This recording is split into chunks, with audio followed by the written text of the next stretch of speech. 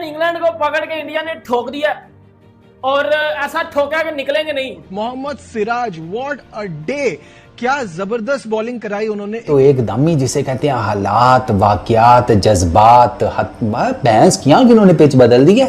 ये है team India. Characters are not made in crisis. Characters are exhibited.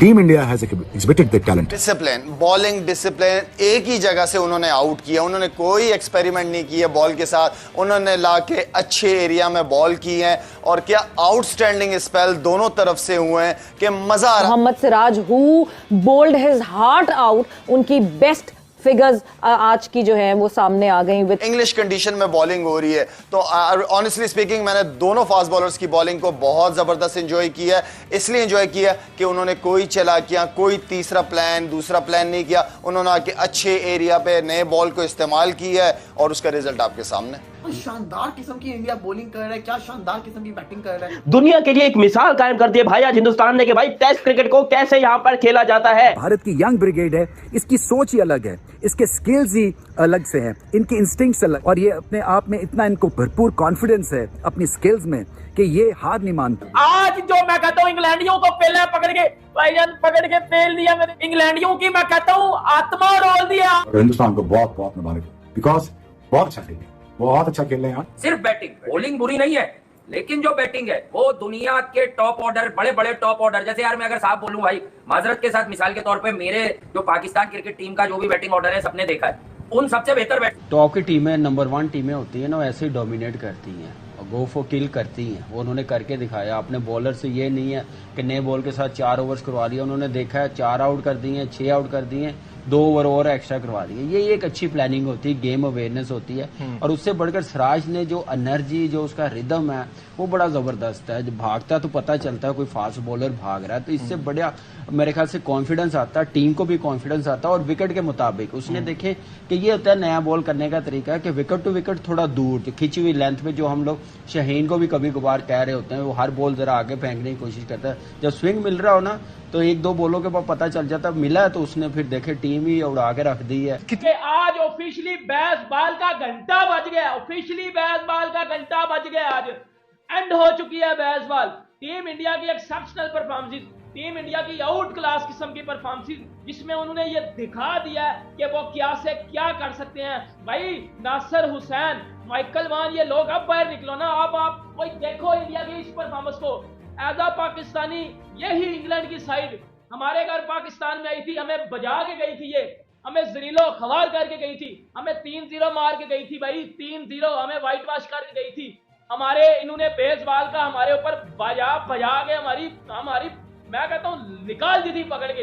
लेकिन वो जब इंडिया में गए हैं, इनका माइंड सेट अलग था कि हम इधर जाकर बेसबॉल को सक्सेसफुल करेंगे।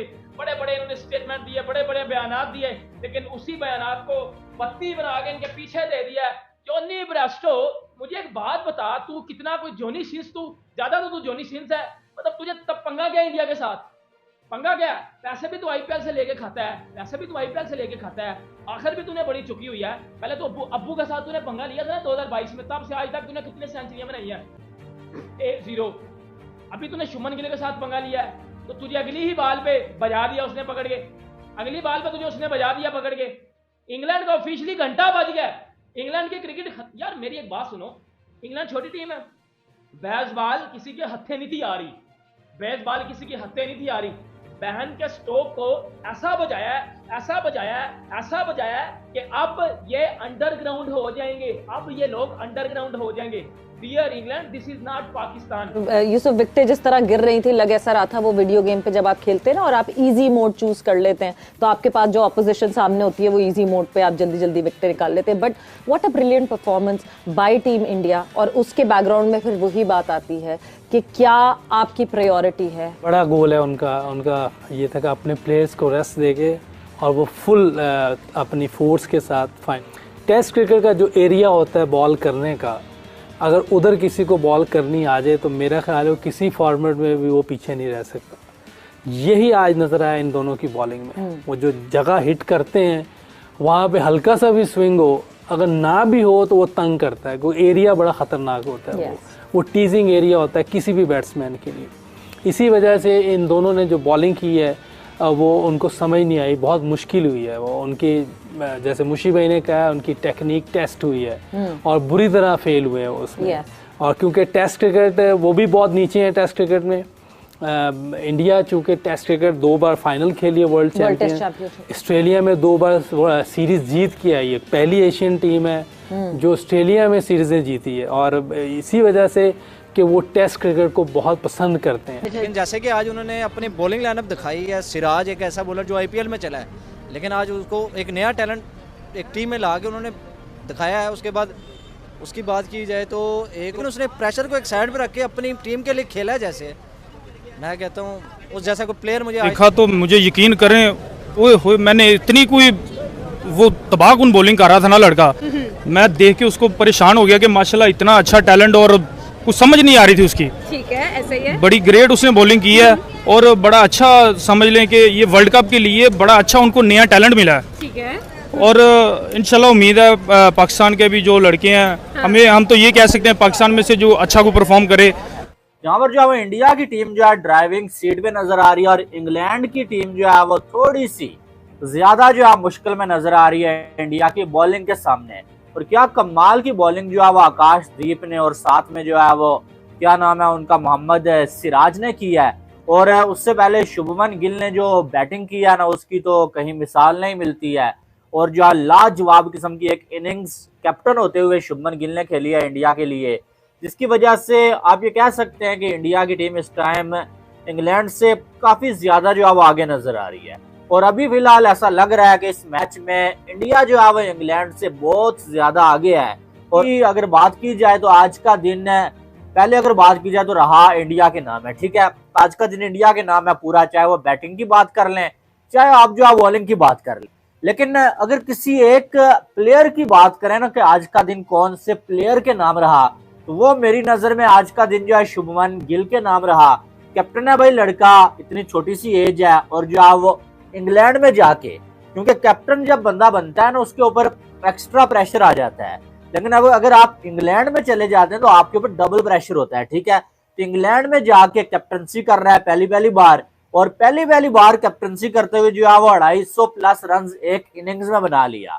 अब शुभमन गिल ने यहाँ पर जो है वो 269 रन बना लिए भाई, 387 बॉलें खेल ली है, यानी कि कम अज कम जो है 60 ओवर्स या उससे ज्यादा ओवर्स शुभमन गिल ने अकेले खेले हैं।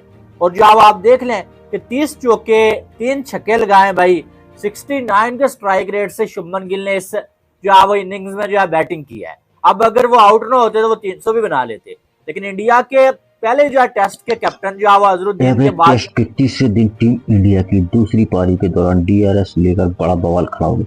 भारत के ओपनर एसवी जायसवाल को जब एम्पायर ने एलपीडब्ल्यू आउट दिया तो उन्होंने रिव्यू लेने का फैसला किया, लेकिन टाइमर 0 पर पहुंच चुका था। यही बात से बिगड़ गई, विवाद शुरू हो गया। मैच के 8वें ओवर में इंग्लैंड के तेज गेंदबाज जॉश टंग की एक गेंद अंदर आती हुई एसवी जायसवाल के पैर से टकराई। एम्पायर सरफुद्दौला ने बिना वक्त गवाए उंगली उठा दी। जायसवाल ने साथी बल्लेबाज केएल राहुल से सलाह की और रिव्यू लेने का इशारा किया, लेकिन स्क्रीन पर डीआरएस का टाइम खत्म हो चुका है। इसके बावजूद एम्पायर ने रिव्यू स्वीकार कर लिया। इंग्लैंड के कप्तान बेन स्टोक्स तुरंत एम्पायर के पास पहुंचे और फैसले पर आपत्ति जताई। इस बहस में केएल राहुल ने दखल दिया और माहौल को शांत कराने की कोशिश की। हालांकि आखिरकार रिव्यू मंजूर कर लिया गया, लेकिन भारत के पक्ष में फैसला नहीं आया। बॉल ट्रैकिंग में दिखा कि गेंद लेग स्टंप के ऊपर लग रही थी और एम्पायर का फैसला बरकरार रहा। एसवी को 28 रन पर पवेलियन लौटना पड़ा। इससे पहले कि मोहम्मद सिराज ने शानदार गेंदबाजी करते हुए 6 विकेट झटके और इंग्लैंड को 407 रनों पर समेट दिया। भारत ने पहली पारी में 557 रन बनाए थे, जिसमें सुमन गिल 269 रन शामिल रहे। एवरेस्ट टेस्ट के तीसरे दिन का खेल खत्म होने तक भारत ने अपनी पकड़ मजबूत बना ली है। पहली पारी में 180 रन की बढ़त लेने के बाद टीम इंडिया ने दूसरी पारी में 13 ओवर में 64 रन पर सिर्फ 1 विकेट खोया और कुल बढ़त 244 रन की हो चुकी है। क्रीज पर केएल राहुल 28 रन पर टिके हैं और करुण नायर 7 रन बनाकर डटे हुए। सुमन गिल की शानदार 269 रन की पारी की टीम मजबूत स्थिति में पहुंचा चुकी है। इससे पहले इंग्लैंड टीम की 407 रनों पर सिमट चुकी थी। इसमें सिराज ने 6 विकेट लेकर अहम भूमिका निभाई। अब चौथे दिन भारत की कोशिश होगी कि वह इंग्लैंड को 400 से ज़्यादा रनों का लक्ष्य का टारगेट दे, जिससे सीरीज में बराबरी बनाए हो रखे। अब देखना होगा कि आज टीम इंडिया कितने रनों की बढ़त बनाती है। तो इंग्लैंड को 400, 450, 400 से ऊपर का ही टारगेट देना होगा। इस मैदान पर अभी तक 400 प्लस का स्कोर कभी चेंज नहीं हो पाया है। पिछली बार इंग्लैंड ने ही भारत को 7 विकेट से हराया था, लेकिन वो 470 का टारगेट